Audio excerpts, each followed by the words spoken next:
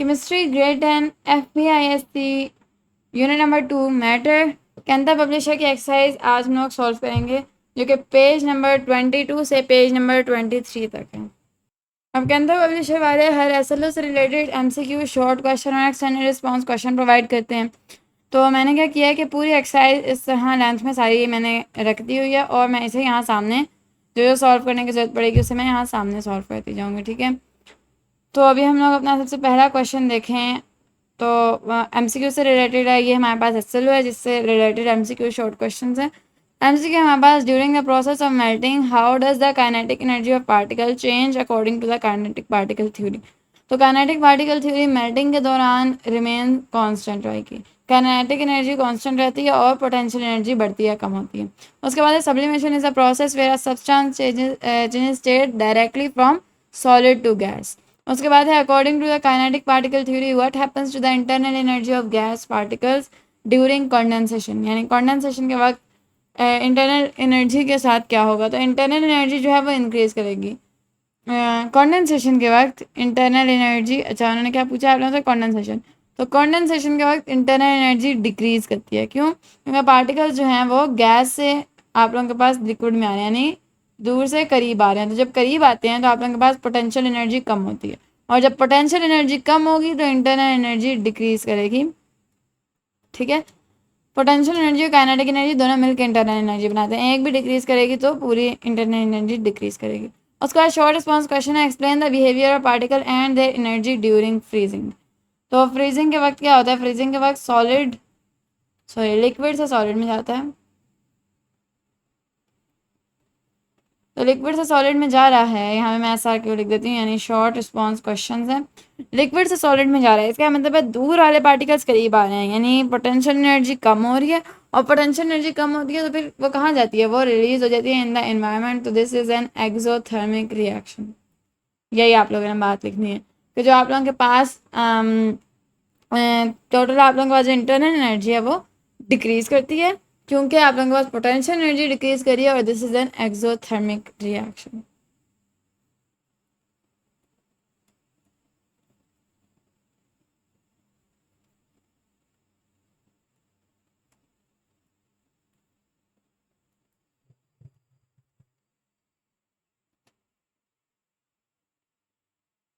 तो ये आप लोगों के पास आंसर आप लोगों के शॉर्ट रिस्पॉन्स क्वेश्चन नंबर 1 का। होप्स आप लोगों को भी ये नजर आ रहे होंगे।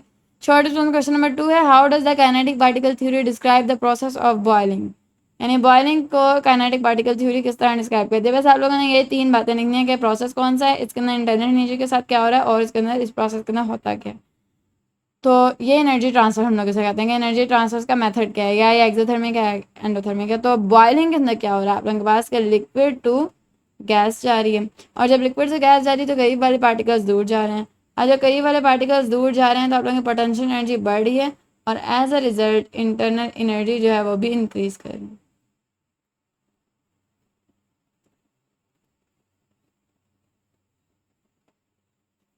तो यहाँ पे आप लोग लिखोगे this is an endothermic reaction,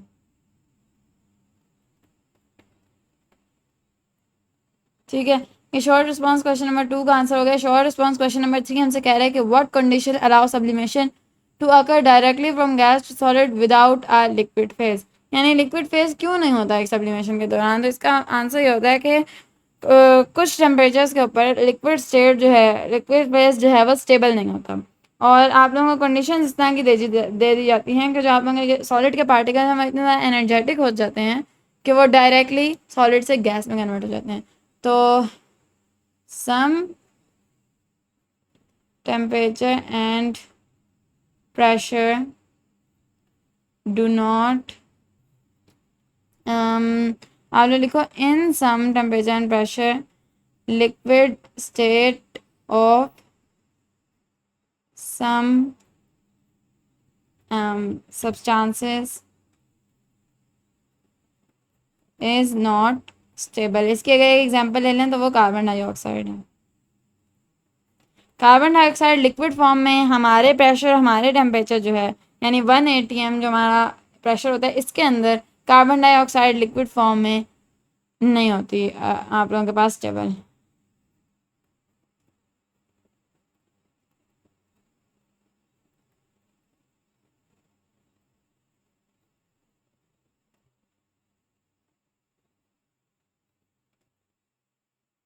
यही वजह है कि आप लोगों के पास जो ड्राई आइस होती है वो सीधा कार्बन डाइऑक्साइड गैस में कन्वर्ट हो जाती है। अच्छा, ये इसकी पहली रीज़न थी। दूसरी रीज़न ये होती है कि the particles of solid are sometimes provided enough energy that they can leave in form of vapors, skipping liquid phase। तो होप आप लोगों को इन तीनों के कॉन्सेप्ट समझ आ गए होंगे शॉर्ट रिस्पॉन्स क्वेश्चन के। एक्सटेंडेड रिस्पॉन्स क्वेश्चन की तरफ चलते हैं। एक्सटेंडेड रिस्पॉन्स क्वेश्चन में किस तरह करती हूँ कि सिर्फ आप लोगों को कॉन्सेप्ट समझा देती हूँ और बता देती हूँ कि आप लोगों ने इसके अंदर क्या क्या लिखना है। पूरा एक्सटेंडेड रिस्पॉन्स आंसर मैं नहीं देती। ये क्वेश्चन हमसे कह रहा है कि explain in detail the changes in internal energy and particle movement during condensation and deposition using the kinetic particle theory. Why does the temperature remain constant during these phase changes. तो इसमें उन्होंने 2 से 3 parts में हमसे सवाल किया है, तो मैं लिखूंगी ERQ सिर्फ एक ही है, तो क्वेश्चन नंबर 1 जो है हमारे पास उसके अंदर वो कह रहे हैं कि इंटरनल एनर्जी के साथ क्या चेंजेस होते हैं, पार्टिकल मूवमेंट किस तरह अल्टर होती है कंडेंसेशन और डेपोजिशन के अंदर। सबसे पहले मैं कंडेंसेशन की अगर हेडिंग दूँ तो इसके अंदर आप लोगों के पास ये कंडेंसेशन क्या है, आप लोगों के पास एक एक्सोथर्मिक रिएक्शन है बिकॉज ये गैस टू लिक्विड है। तो ये एक एक्सोथर्मिक रिएक्शन है और जो इंटरमॉलिक्यूलर फोर्स है वो डिक्रीज करती है, सॉरी जो इंटरनल एनर्जी है वो डिक्रीज करती है।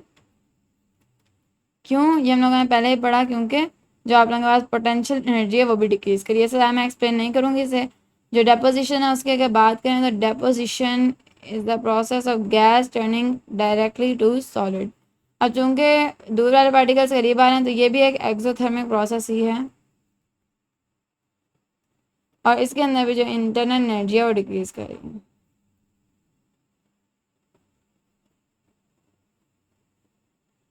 ठीक है, पार्टिकल मूवमेंट किस तरह आप लोगों ने बतानी है कि पार्टिकल मूवमेंट जो है वाइब्रेशनल हो जाती है ज़्यादा, क्योंकि उसके अंदर पार्टिकल्स करीब करीब आना शुरू हो जाते हैं। इसके अंदर भी और इसके अंदर भी पिछले वाली स्टेट से ज़्यादा करीब आ रहे हैं, तो आप लोगों की जो पार्टिकल मूवमेंट है वो थोड़ी सी ज़्यादा स्लो वाइब्रेशंस के साथ मूव करने लगेगी। प्लस जो आप लोगों की पोटेंशियल एनर्जी है वो कम हो जाएगी, यानी जो आप लोगों के पार्टिकल्स हैं वो करीब करीब आ जाएंगे और उनकी इंटरनल एनर्जी जो है वो भी डिक्रीज़ कर जाएगी, क्योंकि पोटेंशियल एनर्जी डिक्रीज़ कर गई है।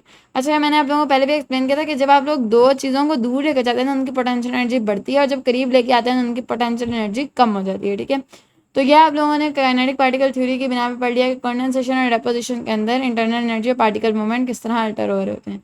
उसके बाद ये कि टेम्परेचर कॉन्स्टेंट क्यों रहता है during phase change.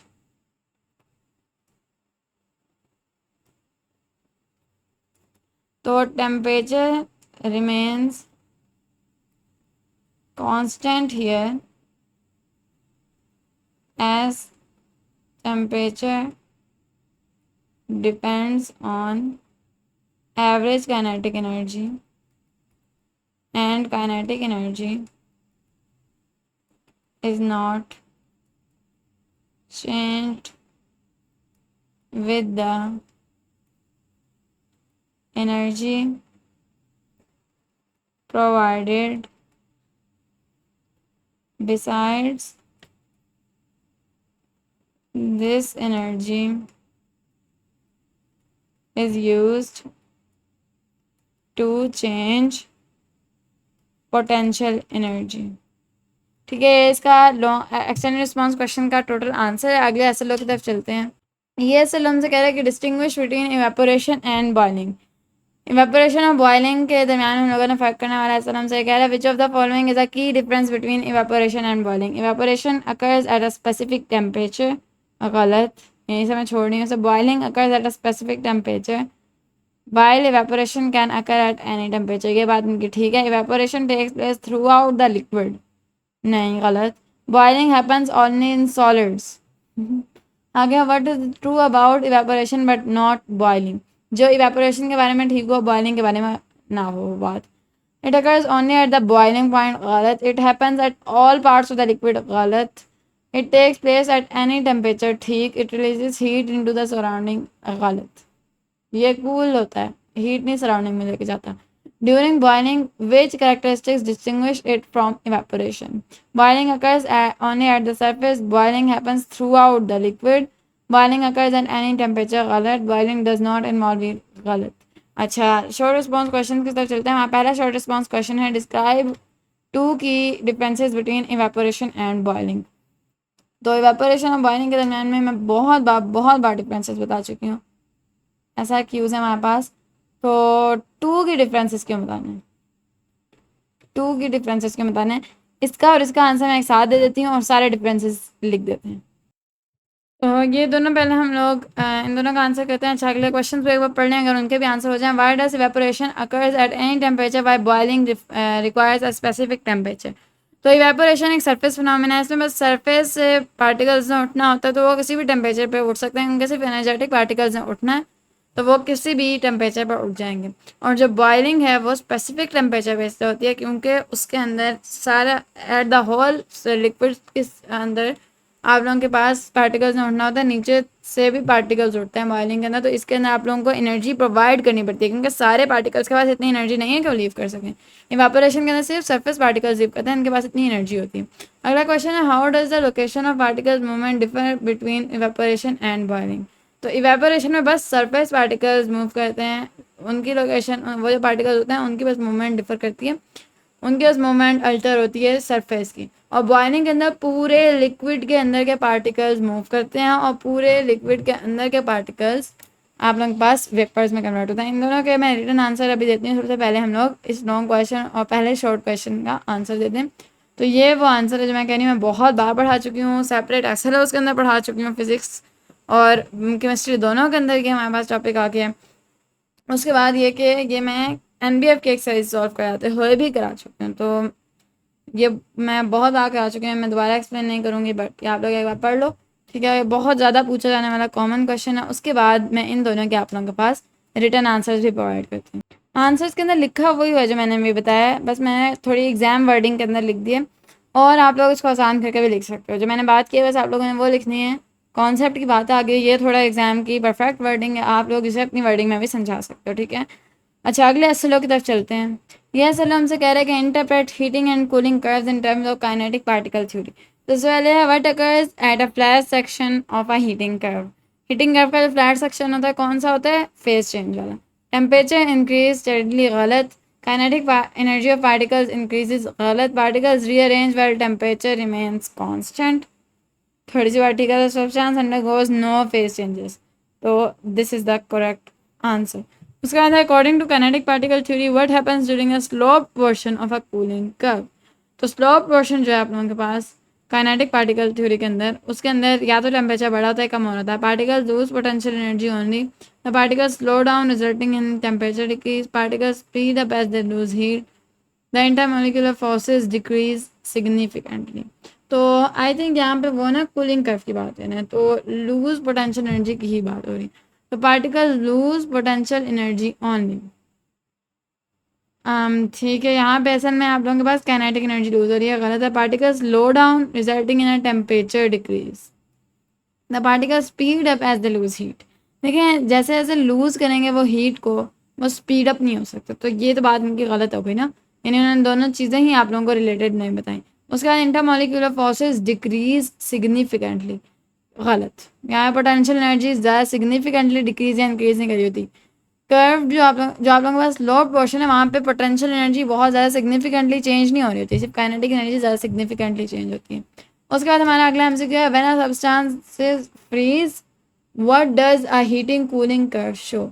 The continuous decrease in temperature. Freeze होते हैं, it means liquid to solid. तो जो आप लोगों के पास हीटिंग कूलिंग कर्व है वो क्या दिखाता है, कॉन्टिन्यूस डिक्रीज इन टेम्परेचर. आप लेचो indicating a phase change. A steep drop due to energy loss, a gradual incline as particles stop moving. तो जब भी आप लोगों की फ्रीजिंग हो रही होती है तो आप लोगों को एक प्लेटो नज़र आता है, यानी एक फ्लैट सरफेस नज़र आती है जो फेज चेंज को इंडिकेट करती है, because freezing is a phase change condition. उसके बाद अगर हम लोग अपने शॉर्ट रिस्पॉन्स क्वेश्चन की तरफ बढ़ें तो पहले हमारे पास what does the flat portion of a heating curve represent in terms of particle energy. तो मैं वन वर्ड ही आंसर दूंगी, इसे ज़्यादा एक्सप्लेन करना आप लोगों का काम है, मेरा काम बस आप लोगों को कॉन्सेप्ट समझाने। Phase change. उसके बाद है आप लोगों के पास how can you use a cooling curve to identify a substance's freezing point. The point where freezing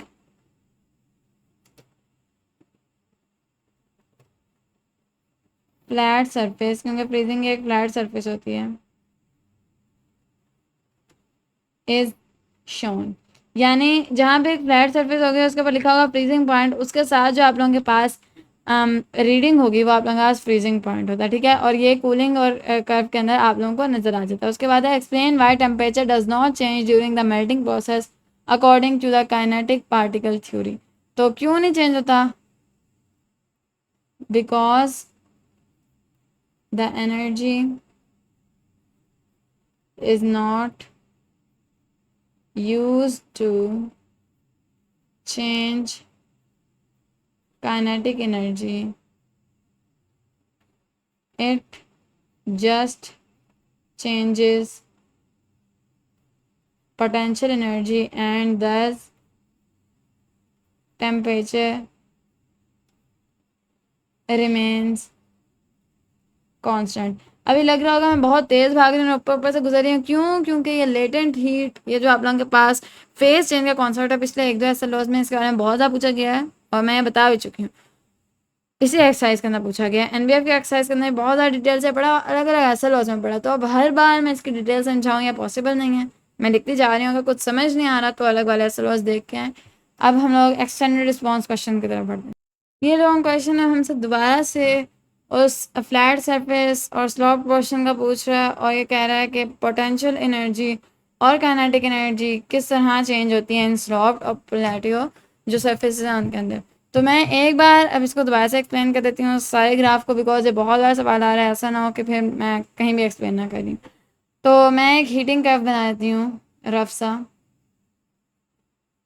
कुछ इस तरह का दिखता है वो, ठीक है। अगर यहाँ पे 100 degree centigrade on your graph, ये मैंने एक रफ स्केच बनाया, ठीक है। सीधी लाइन बना देना 0 डिग्री सेंटीग्रेड पे। अब वह पूछा कि प्लेटियो सरफेसेस यानी जो आप लोगों के फ्लैट सरफेसेस हैं वो क्या दिखाती हैं और ये जो कर्व सरफेसेस हैं ये क्या दिखाती हैं। तो यहाँ पे आप लोगों के पास टेम्परेचर है, ठीक है, जो ऊपर की तरफ जा रहा है, ओके। और यहाँ पे आप लोगों के पास प्रोग्रेस है किस तरह ऊपर जा रहा है कर्व। तो अब मैंने यहाँ पे एक ही बार नीचे लिख देना है कि जो प्लेटियो है आप लोगों के पास shows phase change, no temperature change, only potential energy changes. ये प्लेटियो के बारे में सब कुछ था। उसके बाद अगर आप लोग देखो स्लोप पोर्शन के बारे में, ठीक है, तो इसके अंदर आप लोगों के पास टेम्परेचर इंक्रीज और डिक्रीज, चेंजिंग काइनेटिक एनर्जी और चेंजिंग टेम्परेचर, ठीक है। ये सारी वो आप लोगों के पास जो बातें हैं अबाउट दिस ग्राफ उसका कंक्लूजन है, ठीक है। तो उन्होंने क्या बोला था कि काइनेटिक पार्टिकल थ्योरी के हिसाब से आप लोगों ने प्लेटियो और slope portion, kinetic particle theory सबको पता है कि हर सब्सटेंस के अंदर जो पार्टिकल्स हैं उनके पास काइनेटिक एनर्जी होती है और टेम्परेचर के बढ़ाने से काइनेटिक एनर्जी बढ़ जाती है। तो उसी से आप लोगों ने इसको रिलेट कर देना है। प्लेटियो है आप लोगों के पास फेज चेंज दिखा रहा है, स्लोप पोर्शन आप लोगों के पास टेम्परेचर चेंज दिखा रहा है, और वो कह रहे हैं हीटिंग और कूलिंग कर्व दोनों का। तो हीटिंग के लिए वो टेम्परेचर इंक्रीज है और कूलिंग के लिए वो टेम्परेचर डिक्रीज है। और उसके बाद वो कह रहे हैं include how these relate to the changes in potential and kinetic energy. इसके अंदर पोटेंशियल एनर्जी चेंज होती है, इसके अंदर काइनेटिक एनर्जी चेंज होती है, as well as phase transition. तो इसके अंदर फेज ट्रांजिट होती है। आप लोगों के पास सॉलिड से लिक्विड में जा सकती है, लिक्विड से सॉलिड में आ सकती है, सॉलिड से गैस में जा सकती है, गैस से सॉलिड में आ सकती है, लिक्विड से गैस में आ सकती है, गैस से सॉलिड में आ सकती है। सारी फेज ट्रांजिशन आप लोगों के पास प्लेटियो या फिर फेज चेंज का जो फ्लैट एरिया वो दिखाते हैं। अगले एसएलओ की तरफ चलते हैं। अगले एसएलओ का एमसीक्यू है according to Boyle's law if the pressure of gas increases while the temperature remains constant what happens to its volume. तो एक बार क्योंकि बॉयल्स लॉ, चार्ल्स लॉ और अवोगाड्रो लॉ हैं, तो मैं एक बार ये बात लिख दूँ। इन दोनों को अगर आप रिलेट करोगे तो आप लोगों के पास बॉयल्स लॉ है, इन दोनों को अगर आप लोग रिलेट करोगे आप लोगों के पास चार्ल्स लॉ है, और इन दोनों को अगर करोगे तो एवोगाड्रोस लॉ। अब इसको सॉल्व करते हैं। According to Boyle's law, the pressure of the gas increases, अगर प्रेशर इंक्रीज हुआ है तो आप लोगों से पूछ रहा है कि और अगर टेम्परेचर कांस्टेंट रह रहा है, ठीक है, what happens to the volume. तो अगर बॉयल्स लॉ को हम लोग देखें, ये बॉयल्स लॉ है, इसके अंदर क्या होता है कि जैसे जैसे वॉल्यूम बढ़ेगी वैसे वैसे प्रेशर कम होगा, ठीक है। और चार्ल्स लॉ हमसे क्या कहता है कि जैसे जैसे टेम्परेचर बढ़ेगा वैसे वैसे वॉल्यूम बढ़ेगी। और एवोगाड्रोस लॉ ऐसा कहता है कि जैसे जैसे नंबर ऑफ मोल्स बढ़ेंगे वैसे वैसे आप लोगों के पास वॉल्यूम बढ़ेगी। तो उन्होंने यहाँ पे बोला कि प्रेशर आप लोगों के पास जो है वो इंक्रीज कर रहा है, तो वॉल्यूम के साथ क्या होगा, वॉल्यूम डिक्रीज करेगी। उसके बाद है how does increasing the temperature of gas at constant pressure affects its volume. अगर हम लोगों ने टेम्परेचर बढ़ाया तो वॉल्यूम के साथ क्या होगा, तो वॉल्यूम जो है वो इंक्रीज करेगी। अच्छा यही था कि आप लोग ये तीनों साथ लिख लो, इसलिए मैंने लिख दिया, ठीक है। Avogadro's law state that at constant temperature and pressure increasing the number of gas particles with cause the volume to, ये अगर आप लोग बढ़ाओगे तो वॉल्यूम के साथ क्या होगा, वॉल्यूम भी इंक्रीज हो जाएगी, ठीक है। शॉर्ट रिस्पॉन्स क्वेश्चन की तरफ आते हैं। Describe the relationship between pressure and volume in Boyle's law using the kinetic particle theory. Kinetic particle theory के साथ कोई भी रिलेट कर सकता है, बहुत ईजी थ्योरी। तो मैं जस्ट आप लोगों को बॉयल्स लॉ बताती हूँ। बॉयल्स लॉ मैंने यहाँ पे लिख दिया, दोबारा मुझे एक्सप्लेन करने की जरूरत नहीं है कि जैसे जैसे आप लोगों के पास ये दोनों इनवर्स रिलेशन है, जैसे जैसे वॉल्यूम बढ़ेगी वैसे वैसे प्रेशर कम होगा। आप लोगों के पास बॉयल्स लॉ और आप लोगों को होप्स आप लोगों को आइडियल गैस लॉ याद होगा, जिसके अंदर हम लोगों ने पढ़ा था कि P V is equal to N R T, जहाँ पे आर आप लोगों के पास कॉन्स्टेंट था। तो मैं आप लोगों को इधर हर एक का आंसर लिख देती हूँ कि आप लोगों ने आंसर के अंदर असल में करना है कि आप लोगों ने सबसे पहले लिखना है कि व्हाट इज़ बॉयल्स लॉ। आप लोग एक्सप्लेन खुद करोगे, मैं जस्ट आप लोगों को सारे रिलेशन लिख के दूंगी। तो आप लोगों ने एक्सप्लेन करना है कि अगर मैंने टेम्परेचर और नंबर ऑफ मोल्स कांस्टेंट रखा तो आप लोगों के पास ये हो जाएगा। उसके बाद आप लोगों ने क्या करना है कि छोटी सी जो डेरिवेशन है फ्रॉम दिस आप लोगों ने करनी है।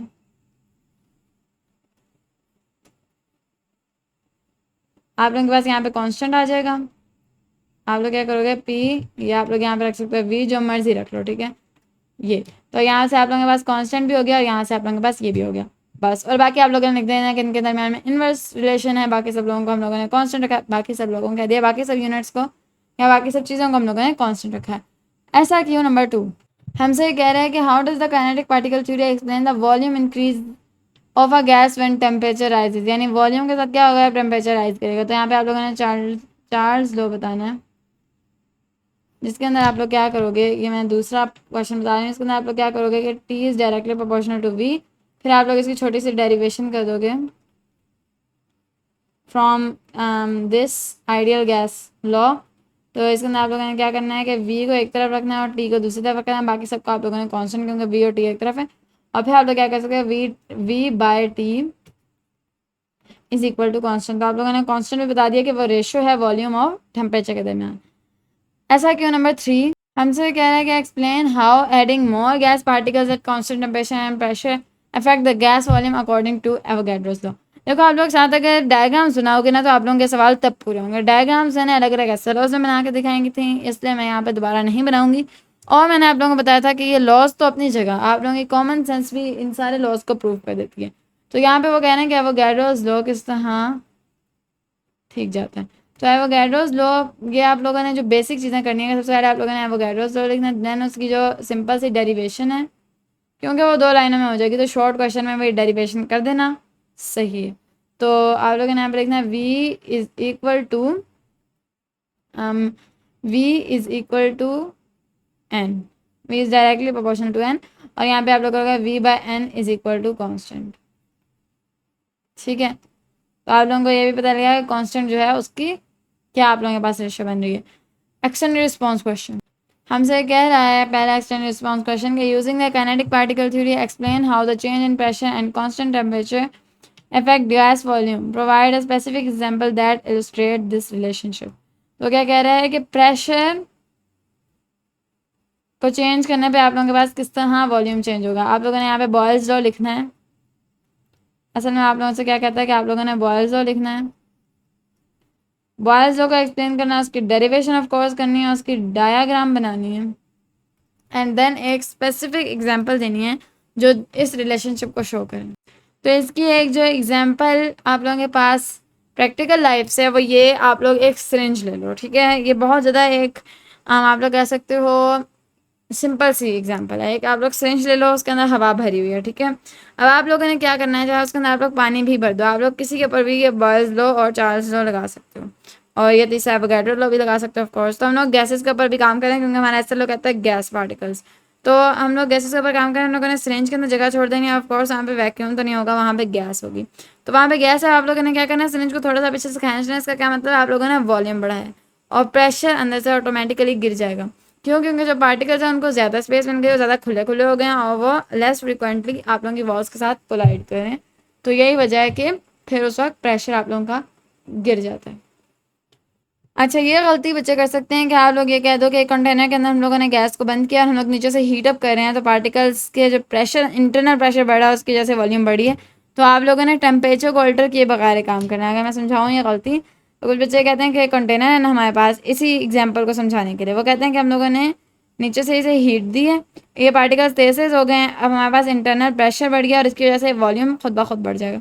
लेकिन ये बात आप लोगों ने नहीं करनी है क्योंकि आप लोगों ने टेम्परेचर को अल्टर नहीं करना था, टेम्परेचर को आप लोग कांस्टेंट रखे थे। तो ये वाली आप लोगों की एग्जांपल यहाँ पे ख़त्म हो जाती है, ठीक है। उसके बाद आप लोगों का दूसरा extended response question, by the way आप लोगों के पास ये आप लोगों के लॉन्ग क्वेश्चन नंबर 1 के नोट्स हैं। लॉन्ग क्वेश्चन नंबर 2 की तरफ चलते हैं, जो कि हमसे कह रहा है कि explain in terms of kinetic particle theory what happen to gas volume and the temperature changes. यानी जब हम लोगों ने टेम्परेचर को चेंज किया तो गैस वॉल्यूम किस तरह चेंज होगी। तो यहाँ पे हम लोगों ने थोड़ा चार्ज लॉ पूछा है, while the pressure remains constant include an example to demonstrate this effect. तो यहाँ पे सबसे पहले आप लोगों ने चार्ज लॉ देना है, उसके बाद मैं आप लोगों को सबसे पहले एक रिटन नोट्स मैं साथ प्रोवाइड करूँगी। मैं आप लोगों को एक एग्जाम्पल दे दूँ, जो मैंने इससे पिछले में आप लोगों को एरर बताया था कि नीचे से आप लोगों ने हीट प्रोवाइड नहीं करनी, तो वही एरर हम लोग यहाँ पे भी नोटिस कर लेते हैं। यानी वो जो एरर था वो यहाँ का एरर नहीं है। यहाँ पे अगर आप लोग हीट प्रोवाइड करते हो तो आप लोग टेम्परेचर को बढ़ा घटा सकते हो। आप लोग नीचे से हीट प्रोवाइड करोगे तो काइनेटिक एनर्जी के बढ़ने के की वजह से आप लोगों का वॉल्यूम खुद ब खुद बढ़ जाएगा। और आप लोग अगर वॉल्यूम को बंद रखोगे तो प्रेशर बढ़ेगा, यहाँ पे प्रेशर नहीं बढ़ेगा। आप लोग काइनेटिक एनर्जी ज़्यादा करते हो तो पार्टिकल्स खुद ब खुद आप लोगों के जो मूवेबल कंटेनर का ऊपर जो मूवेबल पिस्टन है उसको खुद ब खुद हिला के आप लोगों का वॉल्यूम बढ़ा देती है। यहाँ पे एक और एग्जांपल आप लोग एक फुले बलून की ले सकते हो। अगर आप लोग उसे गर्म चीज़ के पास रखो तो वो फट जाता है। क्यों? उसके पार्टिकल्स की काइनेटिक एनर्जी ज़्यादा होती है, वो वॉल्यूम ज़्यादा करने की वजह से, वो वॉल्यूम ज़्यादा करने के लिए उस बलून को फाड़ देते हैं। तो ये आप लोगों के पास इसका आंसर है, ठीक है। ये आप लोगों के पास एक्सटेंडेड रिस्पॉन्स क्वेश्चन नंबर 2 का आंसर है, जहाँ पे हम लोगों ने चार्ल्स पूछा था। एक्सटेंडेड रिस्पॉन्स क्वेश्चन नंबर 3 की तरफ चलते हैं। ये क्वेश्चन हमसे कहता है कि describe how increasing the number of gas particles at constant temperature and pressure influences the gas volume, support your explanation with an example. तो यहाँ पे हम लोगों से एवोगाड्रोस लॉ पूछता है और फिर उसकी एक एग्जांपल भी मांगता है।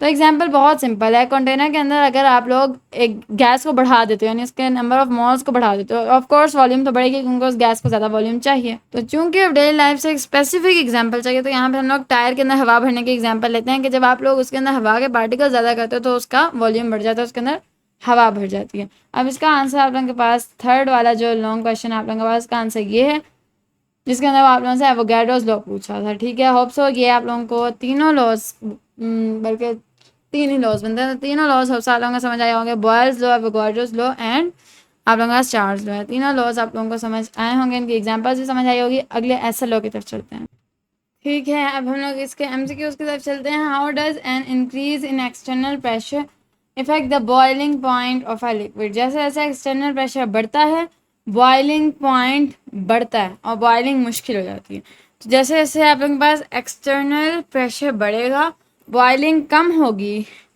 बॉइलिंग मुश्किल होगी, बॉइलिंग स्लो होगी और बॉइलिंग पॉइंट ज़्यादा होगा। जब बॉइलिंग पॉइंट ज़्यादा होता है तो बॉइलिंग स्लो होती है, तो इसकी वजह से हमारे पास बॉइलिंग पॉइंट इंक्रीज हो जाता है। उसके बाद है when external pressure decreases what happen to the rate of evaporation. तो रेट ऑफ इवेपोरेशन इंक्रीज करता है, ठीक है। बात समझने वाली है कि जब एक्सटर्नल प्रेशर इंक्रीज करता है तो बॉइलिंग स्लो होती है और बॉइलिंग पॉइंट इंक्रीज करता है। उसके बाद according to the kinetic particle theory higher external pressure affects boiling by increasing the kinetic energy of particles, making it harder for particles to escape into a vapor phase। ये B वाला इसका option ठीक है, 4 गलती से लिखा गया। ठीक है, इसके शॉर्ट रिस्पॉन्स क्वेश्चंस की तरफ बढ़ते हैं। How does increasing external pressure change the boiling point of a liquid. तो पहले का जो आंसर है मैं रिलेशन की फॉर्म में दूंगी कि जैसे जैसे आप लोग एक्सटर्नल प्रेशर बढ़ाओगे वैसे वैसे आप लोगों के पास जो बॉइलिंग पॉइंट है वो भी बढ़ेगा और बॉइलिंग स्लो होगी। बॉइलिंग पॉइंट वैसे वैसे बढ़ जाएगा। ठीक है, दूसरा हमारे पास ऐसा क्यों है कि explain why liquid boils more easily at lower atmospheric pressure. यानी जब लोअर टेम्परेचर होता है तो लिक्विड इजीली क्यों बॉयल करता है?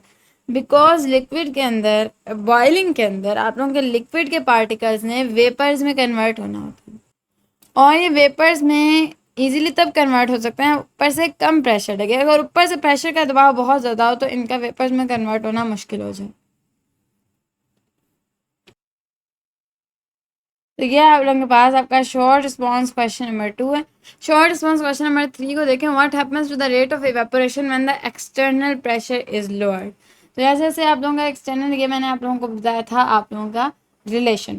ठीक है, तो वो कह रहे हैं कि इवेपोरेशन और बॉइलिंग को इस रिलेशन के अंदर एक ही बात समझे। तो ये रिलेशन अगर हम लोग इवेपोरेशन के लिए देखें तो जैसे जैसे आप लोगों के पास प्रेशर बढ़ता है वैसे वैसे इवेपोरेशन कम होती है और इसी तरह जैसे जैसे प्रेशर बढ़ता है वैसे वैसे बॉइलिंग भी कम होती है, लेकिन बॉइलिंग पॉइंट ज़्यादा होता है। बॉइलिंग पॉइंट ज़्यादा होने का मतलब है बॉइलिंग कम होना। इस बात को समझें। उसके बाद हमसे कह रहे हैं कि ये थर्ड क्वेश्चन हमसे कह रहा था कि what happens to the rate of evaporation when external pressure is lowered. अगर एक्सटर्नल प्रेशर लोअर्ड होगा तो फिर rate of evaporation will increase. हम लोग लिख सकते हैं will fasten up. Extended response questions.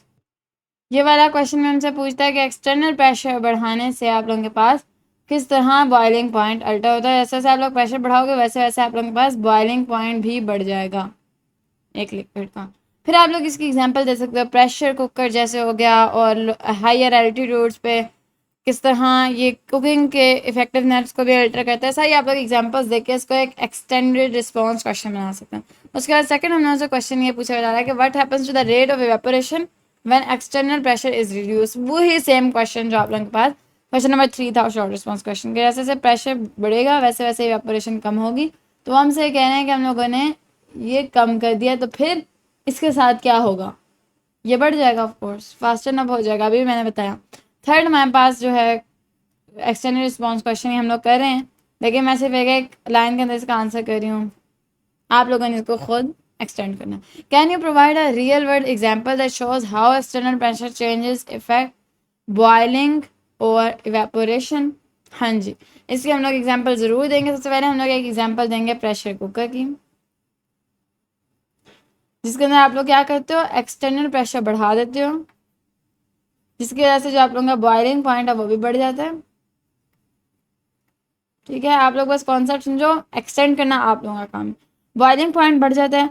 अब होगा क्या कि जो आप लोगों का प्रेशर कुकर के अंदर लिक्विड है वो उसे बॉयल होने के लिए ज़्यादा टेम्परेचर दरकार होगा, तो वो बहुत ज़्यादा टेम्परेचर पे पहुंच जाएगी, तब भी वो इतनी जल्दी बॉयल नहीं होगी। तो इतने ज़्यादा टेम्परेचर पे खाने को गलने में आसानी होगी और खाना जल्दी पकेगा। ठीक है, यहाँ पास प्रेशर कुकर हमारी पहली एग्जांपल थी। दूसरी एग्जांपल हम लोग लेंगे हायर एल्टीट्यूड्स पे। जैसे अगर आप लोग पहाड़ों पे चले जाओ तो वहाँ पे क्या होता है कि आप लोगों के पास जो प्रेशर होता है वो डिक्रीज़ करता है, जिसकी वजह से आप लोगों के पास बॉइलिंग पॉइंट भी डिक्रीज़ करता है।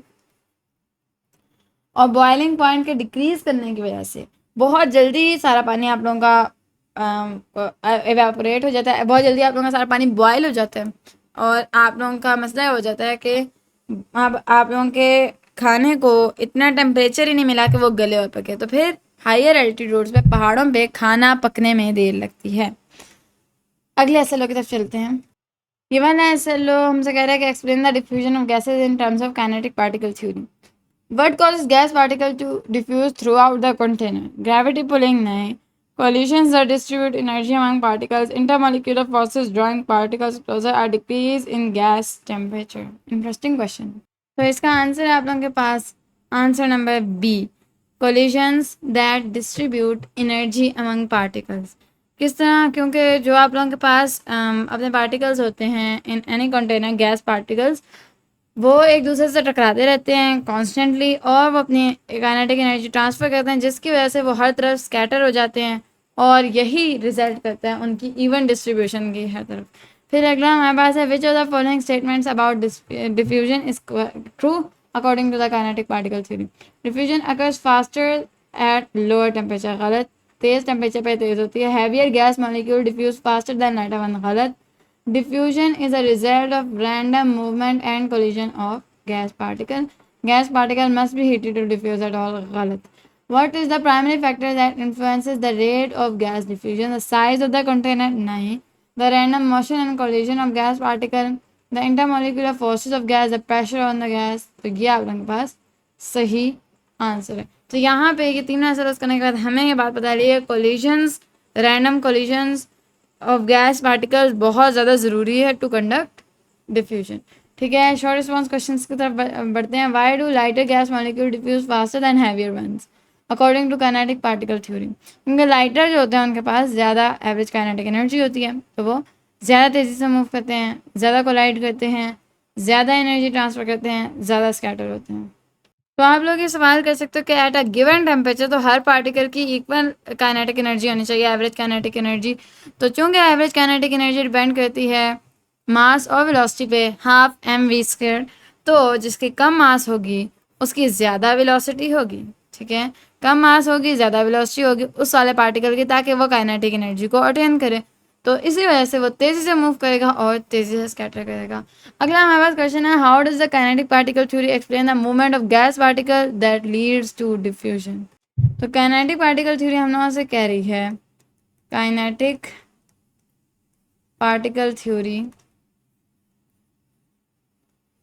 स्टेट करती है कि जो पार्टिकल्स हैं वो गैस,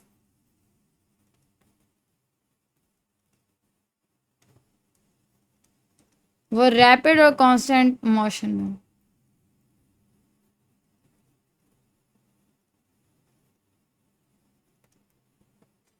मोशन, ठीक है, इसी कांस्टेंट मोशन की वजह से वो बहुत फ्रिक्वेंटली कोलाइड करते हैं और इजीली स्कैटर करते हैं।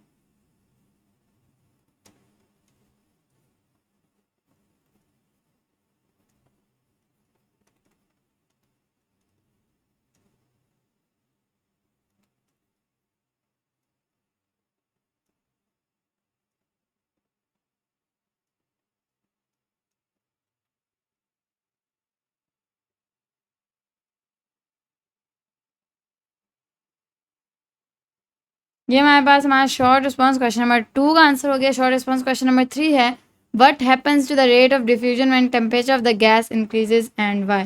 तो आप लोग टेम्परेचर बढ़ाओगे तो आप लोगों के रेट ऑफ डिफ्यूजन बढ़ जाएगा। और क्यों? क्योंकि जब टेम्परेचर बढ़ता है तो काइनेटिक एनर्जी बढ़ती है, और जैसे जैसे काइनेटिक एनर्जी बढ़ती है पार्टिकल्स तेज़ी से मूव करते हैं, और फ्रिक्वेंटली कोलाइड करते हैं, and as a result more frequently ये स्कैटर करते हैं और डिफ्यूजन जो होती है वो अंडरगो जाती है। Extended response questions, how does the random motion of gas particles आप लोगों के पास डिफ्यूजन कॉज करते हैं? तो ये मैंने बहुत बार समझा दिया कि कोलिजन्स होती हैं, आप लोगों के पास जो लीनियर मोशन है कॉन्टीन्यूस, वो कोलिजन्स कॉज करता है, जिसकी वजह से आप लोगों के पास डिफ्यूजन ईजी हो जाती है। तो आप लोगों के पास ये एक्सटेंडेड रिस्पॉन्स क्वेश्चन नंबर 1 का आंसर है। मैं बिल्कुल दोबारा एक्सप्लेन नहीं करने लगी हूँ। ये कॉन्टीन्यूस लीनियर मोशन होती है क्योंकि रैपिडली मूव करें, इलास्टिक कोलिजन्स होती हैं और इसकी वजह से कॉन्सेंट्रेशन ग्रेडियंट बनता है। ठीक है, और कॉन्सेंट्रेशन ग्रेडियंट के बाद एक डायनामिक इक्विलिब्रियम होता है कि जो आप लोगों के पास पार्टिकल्स होते हैं वो एक दूसरे के साथ मोर फ्रिक्वेंटली कोलाइड कर रहे होते हैं और एज अ रिजल्ट वो स्कैटर होते हैं। एक आप लोगों के पास कॉन्सेंट्रेशन ग्रेडियंट बनता है, डीप हो या ना हो, स्टीप हो।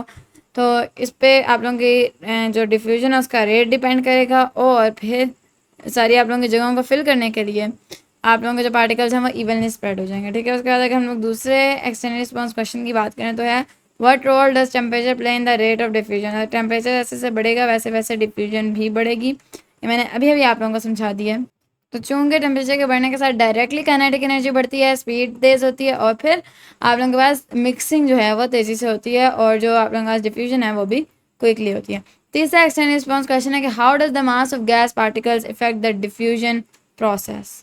इसका आंसर आप लोगों के पास ये है कि जैसे जैसे आप लोगों के पास मास बढ़ेगी और पार्टिकल्स, वैसे वैसे आप लोगों के पास डिफ्यूजन मुश्किल हो जाएगी।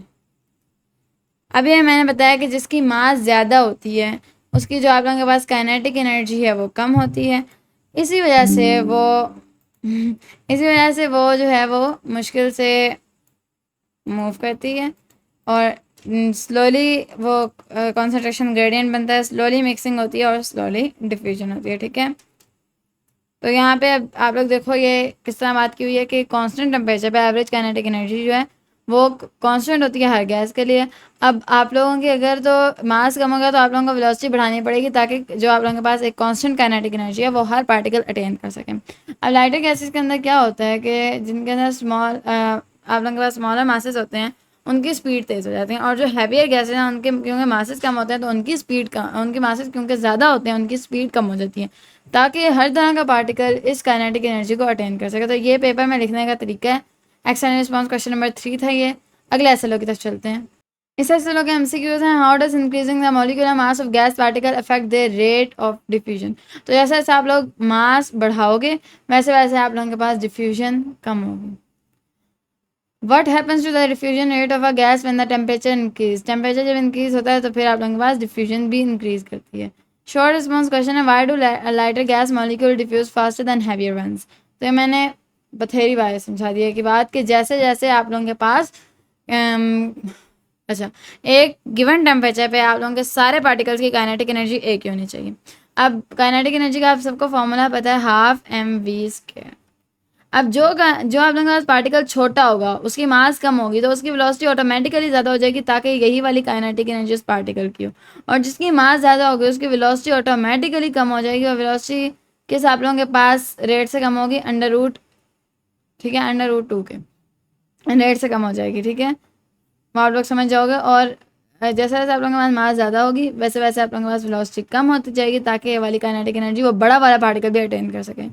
तो फिर जो लाइटर गैस मॉलिक्यूल्स हैं वो फास्टर इसलिए चले जाते हैं क्योंकि they have less mass to attain the specific constant kinetic energy, their velocity automatically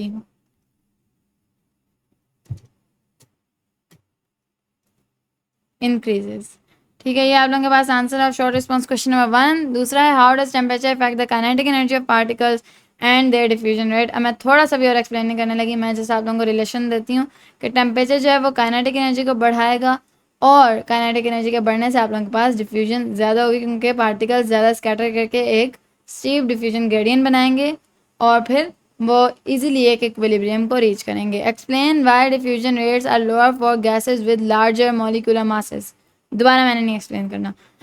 when they have higher, आप लोग लिखो, more masses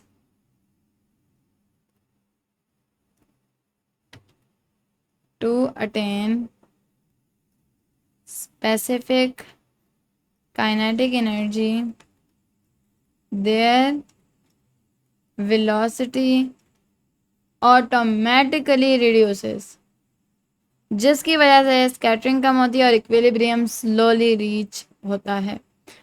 short response question हो गए हैं और बहुत ज़्यादा रिपीटेड हुए हैं। लॉन्ग रिस्पॉन्स क्वेश्चन की तरफ चलते हैं।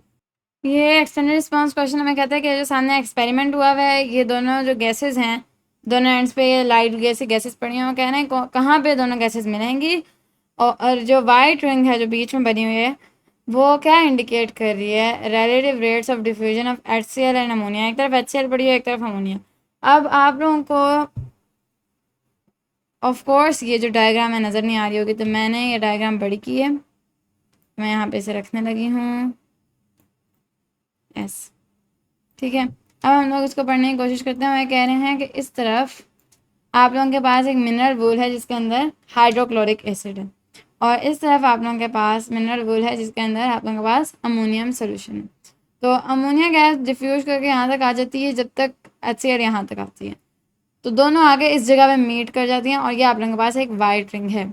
तो ये जो एक्सपेरिमेंट है वो आपसे पूछ रहे हैं कि दोनों गैसेस कहाँ पे मीट करेंगी, फॉर्मेशन ऑफ वाइट रिंग क्या इंडिकेट करती है, और HCl और इसकी जो रेट्स एंड डिफ्यूजन के वो किस तरह के। अच्छा, और ये दोनों जो हैं ये आप लोगों के पास HCl के एंड के ज़्यादा करीब और अमोनिया के एंड से दूर मिलेंगी। मैं यहाँ पे लिख देती हूँ आप लोगों के पहले पार्ट का answer, where will they meet, इसका आंसर होगा नियर द HCl एंड, यानी अमोनिया का जो एंड है ये अमोनिया का एंड है, ये HCl का एंड है, तो ज़्यादा वो HCl के एंड से करीब जगह होगी। उसके बाद वो पूछता है कि what does the formation of white ring, ये जो वाइट रिंग है ये क्या है। White ring is the solution formed when HCl and ammonia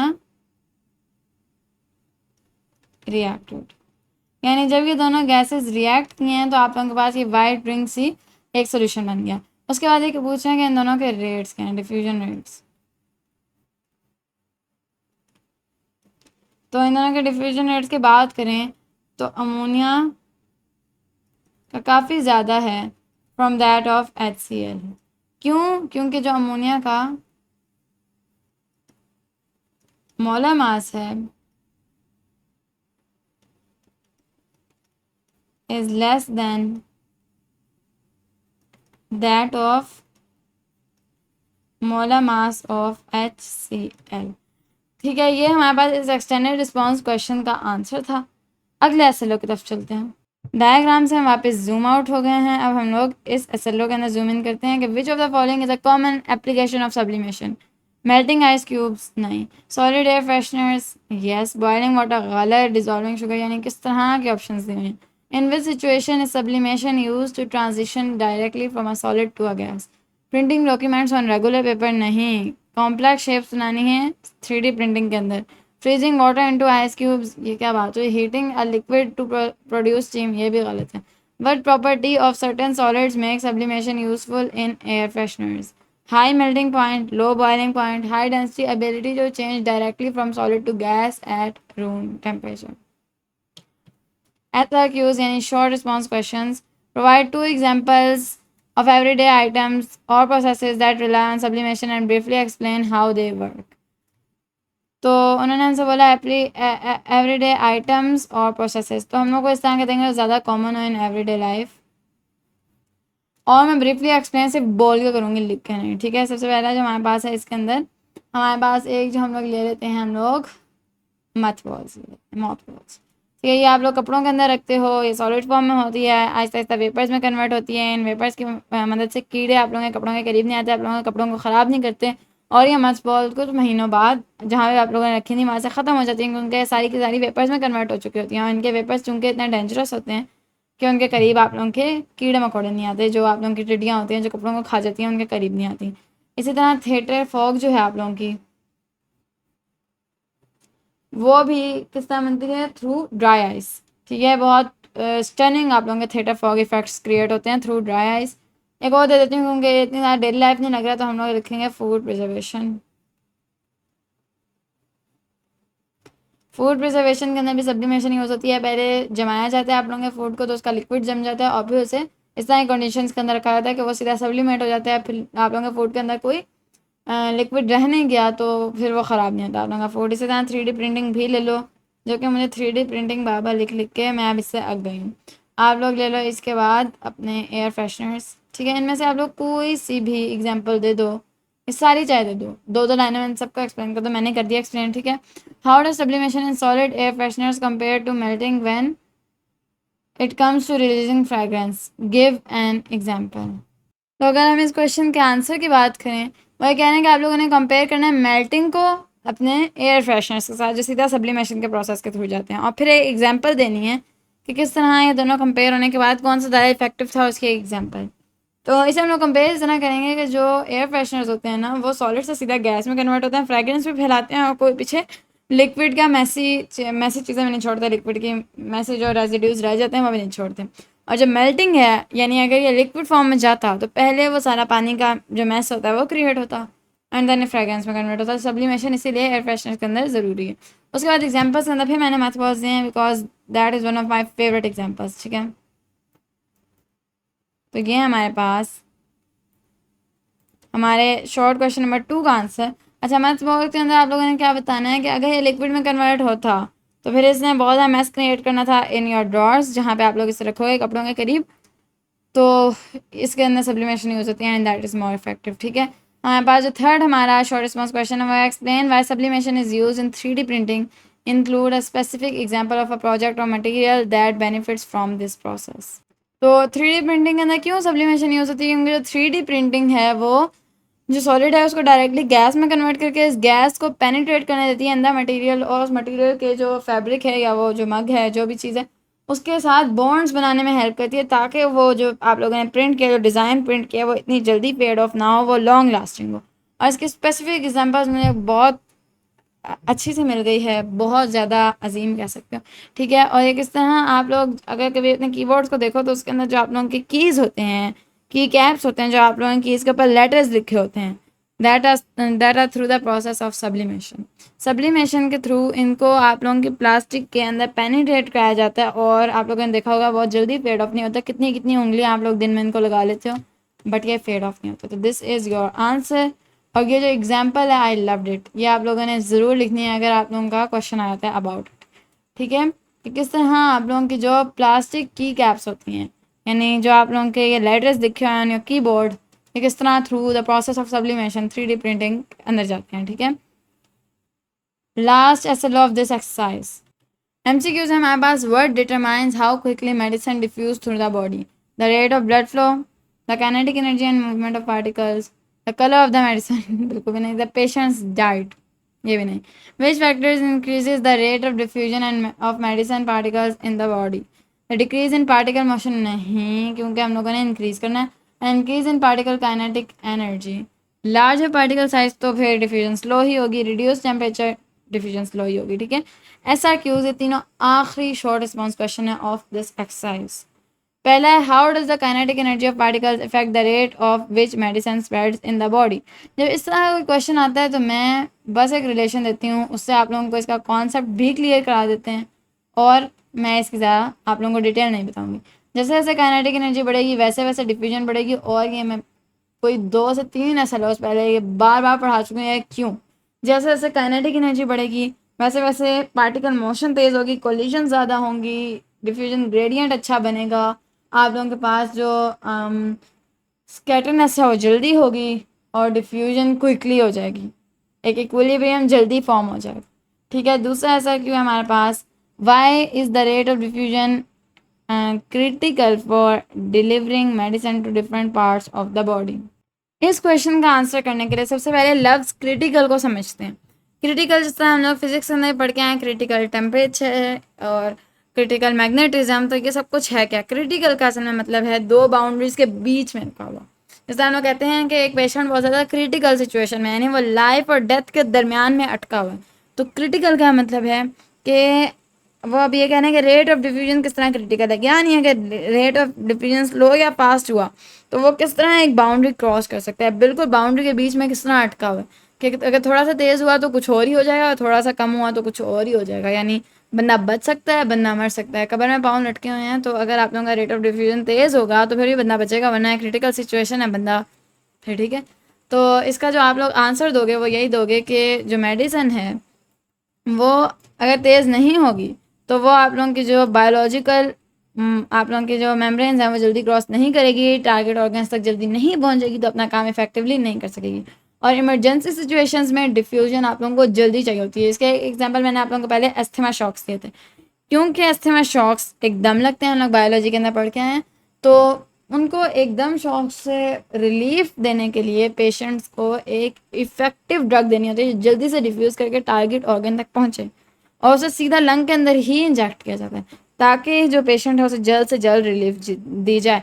इसी तरह आप लोगों के अगर डिफ्यूजन बहुत स्लो होगी, वो टारगेट साइट तक जल्दी नहीं पहुंच पाएगी अपना काम करने के लिए, तो फिर आप लोगों की जो डिज़ीज़ है वो इतनी जल्दी ख़त्म नहीं होगी, आप लोगों की सेफ्टी इंश्योर नहीं होगी। तो इसीलिए आप लोगों की जो मेडिसिन होती हैं उनके अंदर डिफ्यूजन को कंट्रोल किया जाता है, उनके अंदर उनको इस तरह के केमिकल से बनाया जाता है जो जल्दी डिफ्यूज़ हो सकें। उनके सारे रेट्स का ख्याल रखा जाता है, उनको छोटे साइज़ में बनाया जाता है, ठीक है, और उनके अंदर कॉन्सेंट्रेशन ग्रेडियंट जल्दी रखने की उनकी सलाहियत दी जाती है, और इसी तरह यानी सारे रेट उनको पूरे दिए जाते हैं। अब जो हमारे पास लास्ट क्वेश्चन है, provide an example of how temperature might influence the diffusion of medicine. तो इसकी एग्जांपल बहुत ज़्यादा इंटरेस्टिंग है कि जब भी आप लोगों के पेशेंट को बुखार हुआ होता है, उसका टेम्परेचर राइज हुआ होता है, तो वो जो आप लोग मेडिसिन लेते हो तो उस मेडिसिन के भी पार्टिकल्स की काइनेटिक एनर्जी और जो आप लोग उसके ऊपर से पानी पीते हो उसकी भी काइनेटिक एनर्जी बढ़ जाती है। तो ये जो मेडिसिन है कि रैपिडली डिफ्यूज़ करती है और एज अ रिजल्ट आप लोगों को जल्दी रिलीफ मिलती है। अगर आप लोगों को बुखार ना हो तो उस तरह आप लोगों को जल्दी रिलीफ नहीं मिलती फ्रॉम योर पेन। अगर आप लोगों को बुखार हो, आप लोगों का एलिवेटेड बॉडी टेम्परेचर होता है, एज अ रिजल्ट आप लोगों को जल्दी रिलीफ मिल जाती है फ्रॉम योर डिजीज़। ठीक है, अब होप सो आप लोगों को ये पूरी एक्सरसाइज समझ आई होगी, वरना ऑफिशियली वाली एक्सरसाइज यहाँ पे ख़त्म हो गई है। मिलते हैं अगली एक्सरसाइज में, जो हम लोग अच्छा अब अगले एस्टेडोज में मिलेंगे क्योंकि वाला चैप्टर तो यहाँ पे कंप्लीट हो गया। तो तब तक के लिए अल्लाह हाफिज़।